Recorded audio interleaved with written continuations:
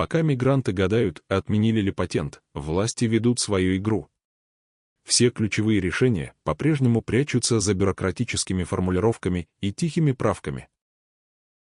Официальные лица не спешат говорить с народом открыто, они делают это через сухие документы, нечитабельные законопроекты и размытые фразы в кулуарных комментариях.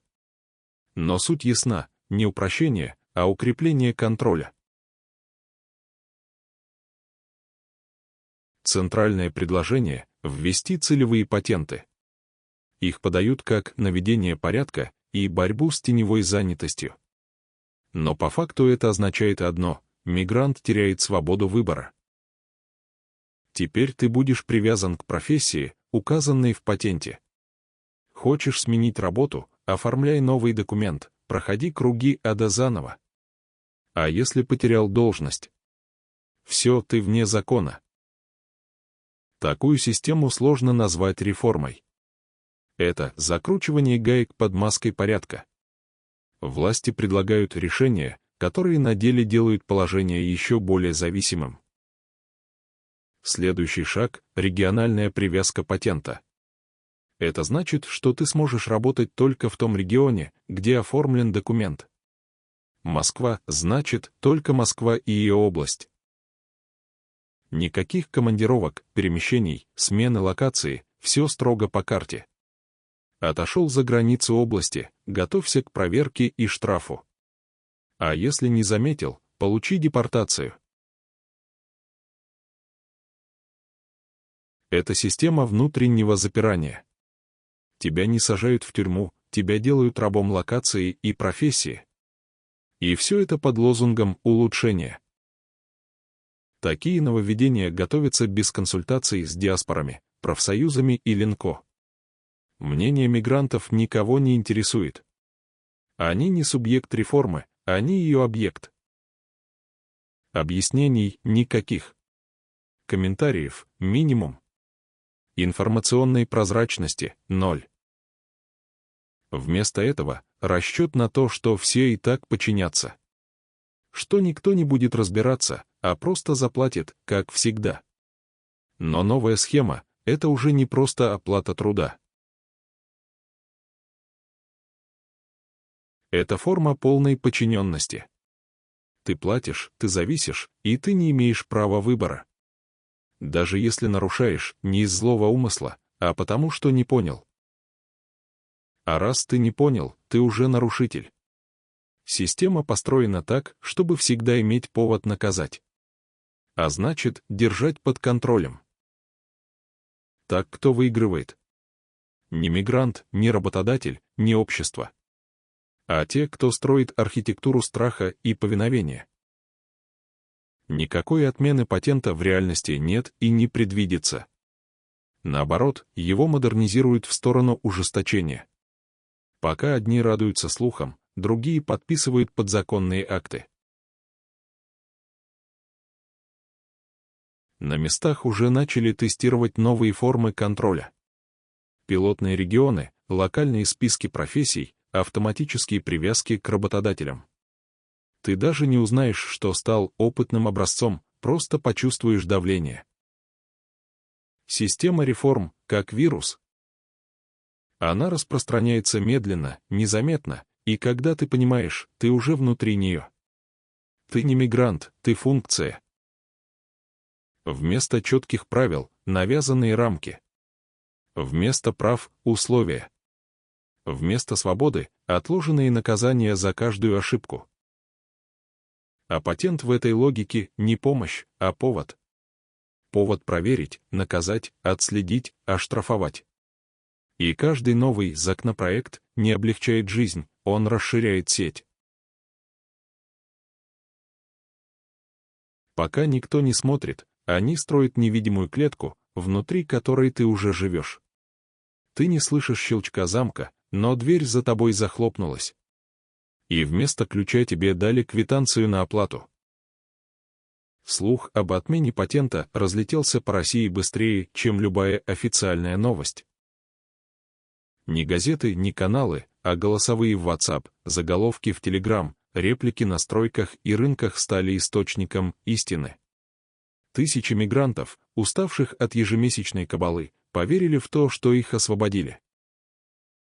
«Платить больше не нужно», — кричали посты. «Теперь можно работать без ограничений», — добавляли голосом. Ни ссылок на документы, ни цитат чиновников, но вера в это была абсолютной. Именно потому, что никто уже не верит власти. Пока власть молчит, слухи звучат как приговор. А мигрантам нужно хоть какое-то объяснение, хоть ложное, но понятное. Рынки вспыхнули разговорами. В московских цехах, на питерских стройках, в самаркандских общагах только одна тема — патент отменили. Люди бросали оплату, отменяли продление, пересматривали свои планы. Для многих это звучало как конец рабства. Они устали платить за право работать. Они устали бояться, что завтра пропустят платеж и окажутся за чертой закона. Патент — это не просто документ, это символ повиновения. Он не защищает, он ограничивает. Ты платишь, но не становишься гражданином, не получаешь прав, не обретаешь уверенности. Поэтому новость об отмене не проверяли, ее хотели. Это была психологическая реакция, а не юридическая ошибка. Когда человек живет в клетке, он верит в любую трещину в решетке. Кто-то в тот день уже решил менять работу. Кто-то хотел ехать домой, с мыслью, что теперь путь обратно открыт. Другие сразу попали под удар, отказались продлевать документы и стали нарушителями. Фейк не просто дезориентировал. Он сломал опору, которая и так держалась на страхе. Теперь страх стал двойным. А вдруг это правда? А вдруг я опоздаю? Официальные ведомства молчали. Не было четких опровержений, не было срочных заявлений. А если они и были, то в виде сухих строчек на сайтах, куда никто не заходит. Зато ложь говорила громко, эмоционально, убедительно. В ней было все, чего так не хватает мигрантам: свобода, радость, уверенность. И именно поэтому она распространилась быстрее правды. Так работает манипуляция. Если человек измотан, дезориентирован, уставший, он верит в лучшее, даже если оно нелепо. Фейк — это не просто вброс, это зеркало боли. И те, кто его распространил, это знали. Они рассчитывали, что ты проглотишь наживку и не будешь задавать лишних вопросов. Потому что ты устал от вопросов. И вот результат. Тысячи людей обрадовались, поверили, начали действовать, а потом столкнулись с реальностью. Реальность, где ничего не менялось. Где патент остался. Где никто не собирался упрощать. Где мигрант — все тот же объект для контроля и прибыли. Ты поверил и стал уязвимым. Ты шагнул навстречу мнимой свободе и попал в ловушку. И теперь ты снова платишь деньгами, временем, рисками. Это был не слух, это был тест на доверчивость. И тысячи не прошли его. Не потому что глупые, потому что надеялись. И в этом вся трагедия миграционного положения. Ты не просто должен выживать, ты должен угадывать, что правда. А правда, увы, чаще всего то, чего никто не говорит в открытую. Информационный хаос — это не ошибка. Это поле боя, где оружием служит слух, а целью — сознание мигранта. Когда бросают новость об отмене патента, это не случайный пост. Это точечный удар по самой уязвимой аудитории страны. И те, кто его наносит, действуют не наобум. Сначала паника. Люди верят, отключают логику, отменяют оплату, меняют планы. Потом растерянность. Сайты молчат, чиновники не комментируют, система не дает ответов. И в эту пустоту входят они, паразиты лжи. Кто они? Во-первых, серые работодатели. Им выгодно, чтобы мигранты были вне закона, без документов, без статуса. Зачем? Потому что такие работники дешевле, молчаливее, заменимее.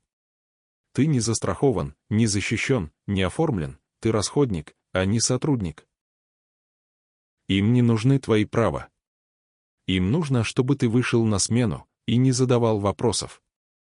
Фейк об отмене патента — это для них идеальное прикрытие. Во-вторых, решальщики. Это те, кто кормится с полулегальных услуг мигрантам. Они не юристы, не адвокаты, они посредники в мире лжи. Они первые вбросят слух, а потом же предложат помощь за деньги. Патент отменили. А у тебя все еще есть. Давай уберем через знакомого. А дальше схема, липовые документы, взятки, штрафы, депортации. Ты заплатил и остался крайним. Они остались чистыми, без имени, без подписи, без следов. И таких помощников целые сети в каждом городе. В-третьих, инфомусорщики. Это блогеры, каналы, тиктокеры, телеграмщики, которые живут на просмотрах. Они вбросят фразу «патент отменили» и будут собирать лайки, репосты, охваты. А ты? Останешься без статуса, с протоколом в кармане и штрафом на имя. Им все равно, что будет с тобой. Они работают не с правдой, они работают с эмоцией. Паника равно клики. Ложная радость равно комментарии. А за каждую твою реакцию им капает рубль. Четвертые — те, кто строит репрессивную систему. Слух об отмене патента — повод для ужесточения. Раз они не понимают, нужно ужесточать. Нужно проверять чаще. Власть не спешит опровергать фейк, потому что в мутной воде легче ловить рыбу. Неясность — это зона давления. Если ты не знаешь, прав ты или нет, ты всегда виноват. Ты сам сдаешься, сам отступаешь, сам платишь за то, чего не совершал. Так строится культура страха и подчинения. А на ее фундаменте строят законы, в которых прав у тебя не больше, чем у батарейки. Пятый — политические кукловоды. Когда мигрантская тема разогрета, ее можно использовать в медиа, в переговорах, в электоральных играх. Проблема становится инструментом, ты становишься разменной фишкой. Скандал с фейком позволяет ввести новые правила под видом упорядочивания. Ты сам дал им повод. И теперь у тебя заберут больше, чем было до слуха. Вот так работает машина лжи. Фейк — это наживка. Ты — улов. Ты не нарушил закон, ты поверил в то, что хотел бы стало правдой. Ты не преступник, ты жертва дезориентации. Но в системе это не важно, важен результат, очередной штраф, очередная депортация, очередной взнос в бюджет. Если ты надеялся, что все упростится, ты сам стал слабым звеном. Теперь за тобой охотятся те, кто вчера притворялся твоим помощником. А система молча наблюдает, она в этом не участвует, она просто считает. Считает, сколько заплатят. Считает, сколько уедут. Считает, сколько можно сжать гайки, пока никто не взорвется.